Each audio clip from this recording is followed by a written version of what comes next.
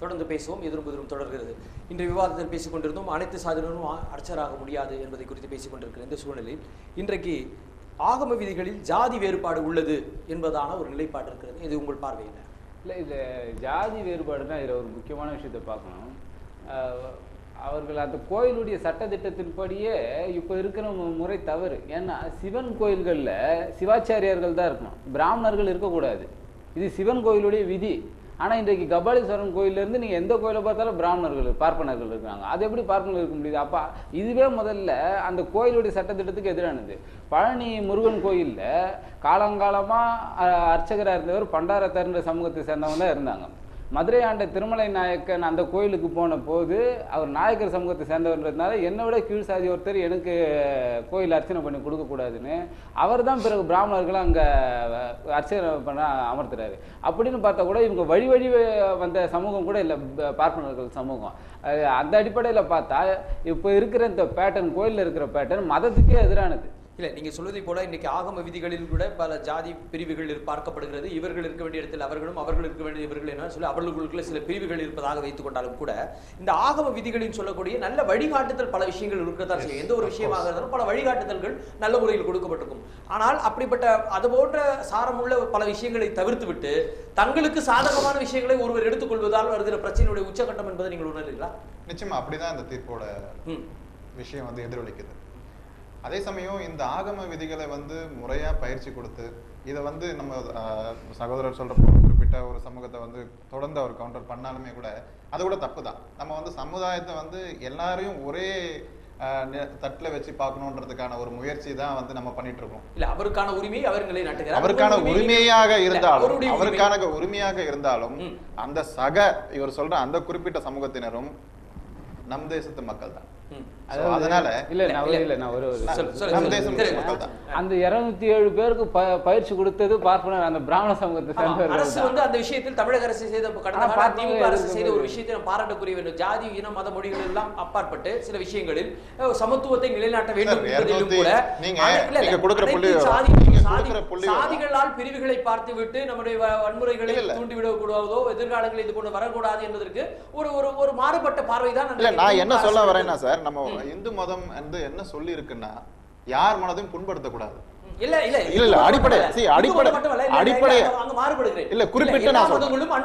எல்லா மதங்களும் அன்பை போதிக்குது. குறிப்பிட்டு நான் சொல்ல வர்றது என்னன்னா இந்த விவாதம் இந்து ரிலேட்டடான விஷயங்களா தான் நீங்க கொண்டு போறீங்க. இப்ப எல்லா மதத்தை பத்தி நம்ம இங்க பேச போறது இல்ல. பொதுவாக எல்லா மதங்களும் அன்பை போதிக்கிறது. எல்லா மதங்களும் அன்பை தான் போதிக்கிறது. அதுல எந்த மாற்று கருத்தும் கிடையாது.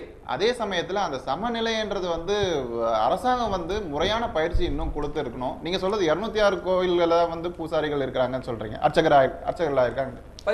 அந்த கவுண்ட் நீங்க அந்த கவுண்ட் ரேஷியோ பாத்தீங்கன்னாலுமே உங்களுக்கு இந்த டிஃபரன்ஸ், இந்த தீர்ப்பு வந்ததுக்கு ஒரு சர்ப்ரைஸ் ஒன்றும் கிடையாது. 206 கோயில் தான் இருக்கா தமிழ்நாட்டுல? இல்ல, 206 பேருக்கு ஒரு முதல் வாய்ப்புகாகவும் அதற்கான ஒரு பயிற்சி முதல் வாய்ப்பு இந்த சட்டம் எப்போது கொண்டு வரப்பட்டது? இல்ல, மாநில அரசு தனக்கான அதிகாரத்தை கொண்டு இப்படி ஒரு மாற்றத்தை ஏற்படுத்தியிருக்கிறது கடந்த கால ஆட்சி. இது அது மாற்றத்தின் சார், அந்த மாற்றத்தோட பர்சன்டேஜ் நீங்க பாருங்க. நம்மளுக்கு எவ்வளவு கோயில் இருக்கு தமிழ்நாட்டுல? எந்த ஒரு விஷயம், எவ்வளவு பேர், எவ்வளவு பேர் நீங்க சொல்ல சந்தோஷ், நீங்க சொல்றதுல ஒரு சின்ன மாறுபட்ட கருத்து எனக்கு இருக்கிறது. எந்த ஒரு விஷயமும் துவக்கம் புள்ளியில் இருந்து தான் ஆரம்பமாகும். ஒரு புள்ளியை நீங்கள் சிறியது என்று நீங்கள் கருதினால் புள்ளியிலேயே விஷயத்தை நம்ம ஆரம்பிக்க முடியாது. இல்ல, புள்ளியிலேயே பேனா நின்று விட்டதால் வந்த பிரச்சனை தான் இல்ல. நீங்க வந்து விட்டது நீங்க சொல்றீங்க, அதை மறுக்கிறீங்களா? நிச்சயமா மறுக்கிறேன். இப்ப 207 பேரு, சரி இவரு சொல்றாரு 207 பேர் தான் இருக்காங்களான்னு. சரி, இருக்கிற ஜாதி எல்லா ஜாதியில இருந்து ஒவ்வொருத்தரும் அர்ச்சகர் ஆகிறதுக்கு ஒத்துக்கிறாங்களா? இவங்க மொத்தம் அப்படின்னு பார்த்தா இந்தியாவில் இருக்கிற ஜாதி மொத்தம் 6675 ஜாதி இருக்கு. 2012ஆவது ஆண்டு ஜாதி அவ்வளவு ஜாதி இருக்கு. அவ்வளவு பேருக்கு இப்ப பயிற்சி கொடுக்கறதா தாராளமா கொடுக்கலாம். 207 பேரையே உள்ள விட மாட்டோம்னு சொல்றவங்களா 6000 பேர் உள்ள விட்டுருவாங்கன்றதுதான் நமக்கு கேள்வி. சரி சரி, இதை முன்வைக்கிறார் என்றாலும் கூட இன்றைக்கு மாநில அரசுடைய கொள்கைகளில் நீதிமன்றங்கள் தலையிடுகிறது. பல விஷயங்கள் இருக்கிறோம், நீதிமன்றத்தினுடைய உரிமைகள் இருக்கிறது என்றாலும் கூட பல நேரங்களில் மாநில அரசுடைய கொள்கைகளில் நீதிமன்றங்களுடைய தலையீடுகள் பல நேரங்களில் சிக்கலை உருவாக்கி விடுகிறது என்பதாக பார்வை இருக்கிறது. திரு பொன்குஷிவர், நீங்கள் எப்படி பார்க்கிறீர்கள்? மாநில அரசாங்கத்திற்கு மட்டும் இல்லைங்க, மத்திய அரசாங்கத்திற்கும் அந்த பிரச்சனை இருக்க தான் செய்யுது. பல விஷயங்கள் அவர்கள் கொடுக்கக்கூடிய தீர்ப்பு அரசுகளுக்கு மிகப்பெரிய சங்கடத்தை உண்டு பண்ணுகிறது.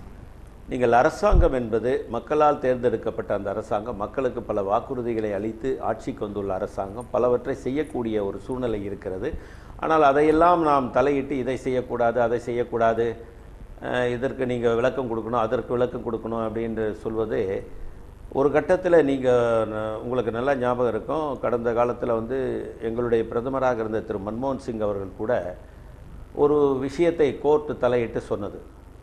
உணவுப் பொருள்களை நீங்கள் வீணாக்கிறீர்கள், அதை ஏன் ஏழைகளுக்கெல்லாம் கொடுக்கக்கூடாது அப்படின்னு சொன்னாங்க. யார்? சுப்ரீம் கோர்ட் சொல்லிச்சு. அதை பல ஊடகங்கள் விவாதித்தார்கள்.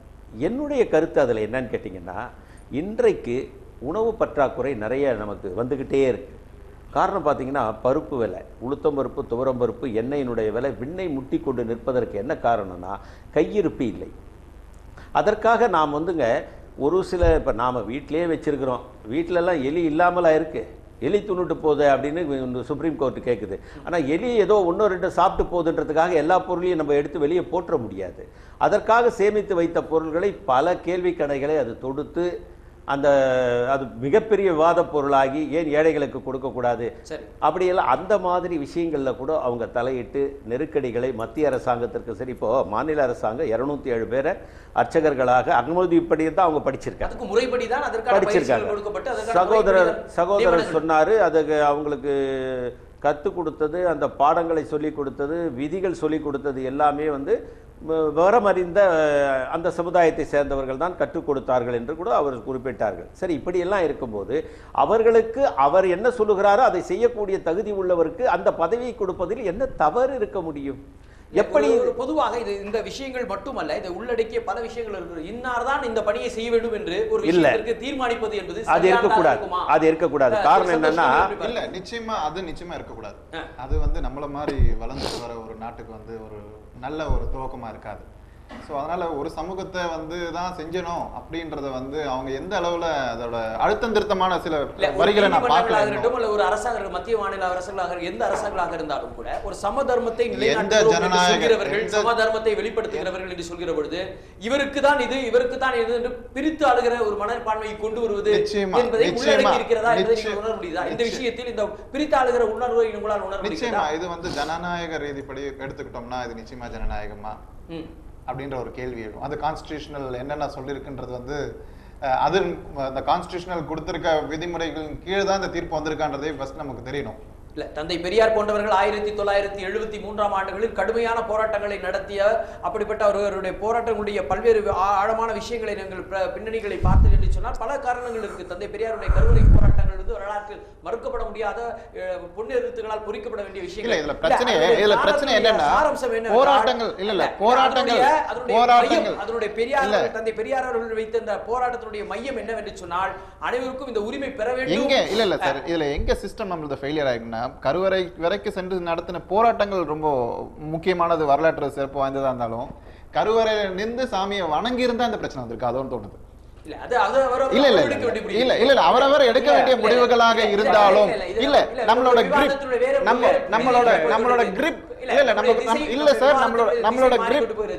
கிரிப் ஹோல்ட் எங்க இருந்து நம்ம கையை விட்டு போச்சுன்னு பார்க்கணும் இல்லையா? இல்ல, வணங்குறவங்களே விட மாட்டீங்களே.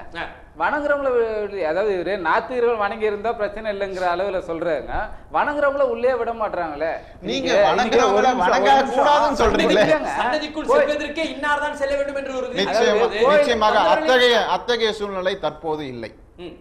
அத்தகைய சூழ்நிலை தற்போது எங்க இல்ல. சங்கர மடத்துக்கு சுப்பிரமணிய சாமி போனா நீங்க பக்கத்துல உட்கார்றாரு, பொன் ராதாகிருஷ்ணன் போனா கீழே உட்கார்றாரு.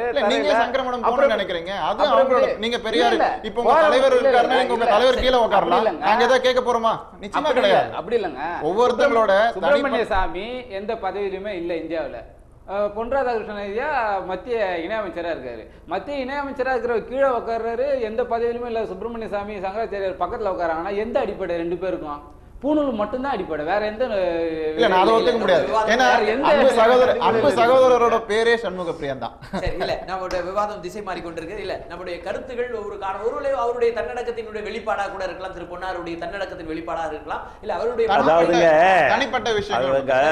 சகோதரர் சொல்றாரு சுப்பிரமணிய சாமி போய் உட்கார்ந்தாருன்றார்.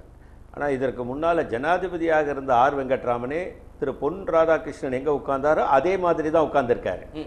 அதனால் அவர் அவரும் பூநூல் போட்டிருந்தவர் தான் வெங்கட்ராமன் கூட. இல்ல நம்ம அந்த விவாதத்தினுடைய அதை பற்றிய உள் விஷயம் அது வேண்டாம். நான் என்னுடைய கேள்வியுடைய சாராம்சம் என்னவென்றால், ஆண்டவனுடைய சன்னிதானத்தில் பாகுபாடா என்ற பொழுது இங்கே பாகுபாடுகளுக்கான பல உதாரணங்களை நீங்கள் குறிப்பிட்டிருந்தீர்கள் என்றாலும் கூட இந்த பயிற்சி பெற்ற முறையாக இதற்கென்று தங்களை தயார்படுத்திக் கொண்ட அந்த 207 எதிர்காலம் குறித்து ஒரு விஷயத்தை உள்ளடக்கிய ஒரு விஷயத்தில் நீங்கள் நீதிமன்றத்தினுடைய வழிகாட்டுதல் நீங்கள் என்ன சொல்றீங்க? நீதிமன்றம் வழிகாட்டுறதுக்கு என்ன இப்போ அவங்க காட்டியிருக்காங்கன்ற டீடைல்ட் ஆஃப் ஜட்ஜ்மெண்ட் இன்னும் பார்க்கல.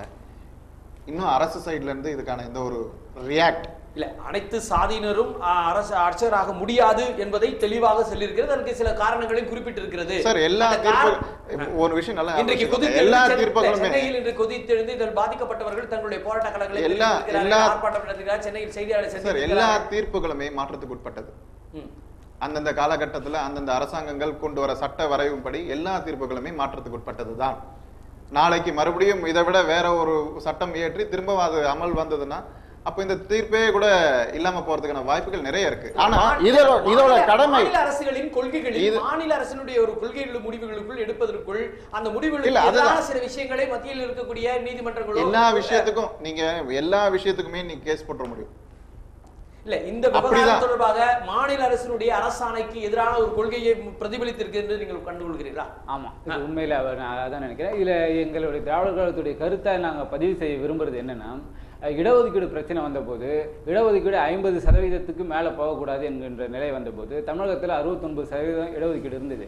அப்போ அந்த 69% இடஒதுக்கீடை பாதுகாக்கிறதுக்கு என்ன செய்யலாம்னா, சட்டமன்றத்தில் தீர்மானம் நிறைவேற்றி அதை முதலமைச்சர் பிரதமருக்கு அனுப்பி பிரதமர் அதில் ஒப்புதல் கொடுத்து நாடாளுமன்றத்தில் கூட்டி அதில் மசோதா தாக்கல் செய்து அவர் ஒப்புதல் கொடுத்து ஜனாதிபதிக்கு அனுப்பி ஜனாதிபதி ஒப்புதல் கொடுத்து அது 31C செக்ஷனில் அது அரசியலமைப்பில் சேர்த்த பிறகு நீதிமன்றம் அதில் தலையிட முடியாது என்கின்ற நிலை இருக்குது. அதனால தான் தமிழகத்தில் 69% இடஒதுக்கீடு இருக்குது. அதே அடிப்படையில் அதே போல் இந்த தமிழக அரசின் அனைத்து சாதியினர் அர்ச்சகர் ஆகலாம் என்கின்ற இந்த தீர்மானத்தையும் இவங்க மத்திய அரசுக்கு அனுப்பி மத்திய அரசு ஒப்புதல் கொடுத்து ஜனாதிபதிக்கு அனுப்பி இதை சட்டத்தில் நீதிமன்றம் தலையிட முடியாத அளவுக்கு இதை சேர்க்கணும். இல்லை, இது கடந்த காலங்களில் எப்படி ஒரு சம்பவம் நடக்கப்பட்ட போது கூட அது சில விதிமுறைகளில் சில தளர்த்தப்பட்டிருக்குது என்பதற்கான சில புள்ளி விவரங்கள் இருக்குதான் செய்கிறது. இது தொடர்ந்து போராடி பெற வேண்டிய ஒரு நிலையில் இருக்கிற வேண்டிய நிலை தான் இருக்கிறது என்பதுதான் இந்த உச்ச நீதிமன்றத்துடைய தீர்ப்பினுடைய சாராம்சம் சொல்லப்பட்டிருக்கிறது. தொடர்ந்து போராடுபவர்கள் யாருன்றதையும் பார்க்கணும். கடவுளை மறுத்து நீங்க போராட முடியாது. தொடர்ந்து பேசும் ஒரு சிறு விளம்பர பிறகு எதிர்ப்பு தொடர்ந்து முழங்கும்.